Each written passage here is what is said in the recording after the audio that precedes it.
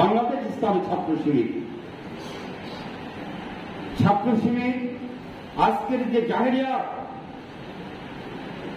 আজকে আমাদের সমাজে বিরাজমান, যেখানে সন্ত্রাস, চাঁদাবাজ, মাদক, টেন্ডারে যখন ছাত্র সমাজ হাবুডুবু খাচ্ছে, আর ছাত্র শিবির তখন মাদক, ইফটিজিং, সকল অনৈতিক কর্মকাণ্ড থেকে নিজেদেরকে দূরে রেখে তারা এই সমাজে ন্যায় এবং ইনসাফ প্রতিষ্ঠার জন্য তাদের নিজেদেরকে গঠন করার জন্য তারা কাজ করছে।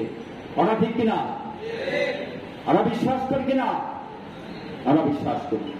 প্রিয় ভাইরা, আমি আপনাদের সামনে যে বিষয়টি এখন বলতে চাই সেটা হচ্ছে আগামী জাতীয় সংসদ নির্বাচন, যে উদ্দেশ্যে আজকের আমাদের এই ছাত্র সমাবেশ। আমাদের পরস্পরের মধ্যে আমাদের রক্ত হতে পারে, আমাদের মধ্যে ভুল বুঝাবুঝি হতে পারে, আমাদের মধ্যে মান অভিমান থাকতে পারে, কিন্তু আগামী জাতীয় সংসদ নির্বাচনটা হচ্ছে আমাদের অস্তিত্বের লড়াই। আমাদের অস্তিত্বের জন্য সব থেকে বেশি গুরুত্বপূর্ণ হচ্ছে আগামী জাতীয় সংসদ নির্বাচন। আমরা দেখেছি বিগত ফ্যাসিস্টের সময় জামাতের একজন কর্মীকে ধরলে যদি 3 দিন রিমান্ডে নেয়, ইসলামী ছাত্র শিবিরের একজন দায়িত্বশীলকে ধরলে 10 দিন 15 দিন রিমান্ডে নেয়। বাংলাদেশে যারা গুমের শিকার হয়েছে তার ম্যাক্সিমাম ছাত্র শিবিরের কর্মী, যারা সমাজের ঘটনা ঘটিয়েছে তারা অধিকাংশ ছাত্র শিবিরের কর্মী, যারা এই 24-এর গণ আন্দোলনে যারা জীবন দিয়েছেন তারাও ছাত্র শিবিরের, অধিকাংশ ছাত্র শিবিরের কর্মী। অতএব ছাত্র শিবিরের অস্তিত্বের রক্ষার জন্য, এই জাতির মুক্তির জন্য, এই জাতিকে সঠিক পথের নির্দেশনা দেওয়ার জন্য আগামী জাতীয় সংসদ নির্বাচন হচ্ছে ইসলামী ছাত্র শিবিরের জন্য সব থেকে বেশি গুরুত্বপূর্ণ। ইসলামী ছাত্র শিবির যদি এই নির্বাচনে যথার্থ ভূমিকা পালন করতে পারে, তাহলে এই জাতি মুক্তি পাবে, এই দেশ বেঁচে যাবে, এদেশের ছাত্র সমাজ তার সঠিক গন্তব্যে তারা ফিরে যাবে। আমি শুধুমাত্র একটি ঘটনা বলে আমি শেষ করতে চাই।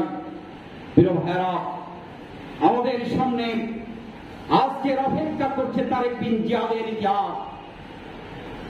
তারেক বিন জিয়াদ যখন স্পেন বিজয়ের জন্য যখন সৈন্যবাহিনী নিয়ে যখন তীরে ভিড়ে গেল, সামনে হাজার হাজার সৈন্যবাহিনী অপেক্ষা করছে উন্নত গোলাবারুদ নিয়ে, আর পিছনে তারেক বিন জিয়াদের পিছনে, সেনাবাহিনীর পিছনে রয়েছে গহীন সমুদ্র।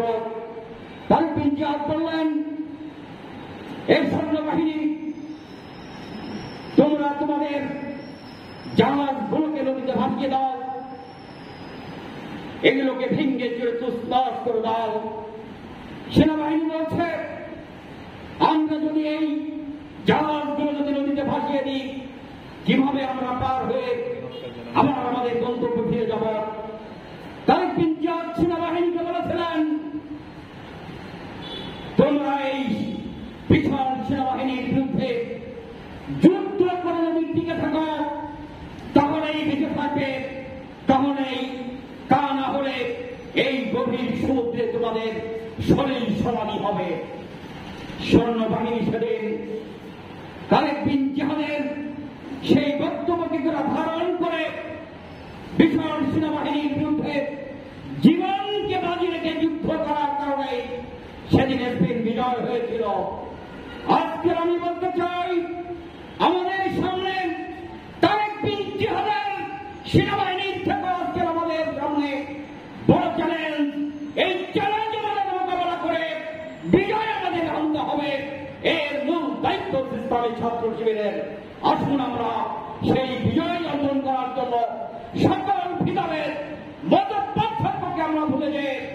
নির্বাচনের পরে আমরা আবার বুঝি সমস্যার সমাধান করব। নির্বাচন পর্যন্ত আমি ছাত্র সমাজকে রাজপথে দেখতে চাই।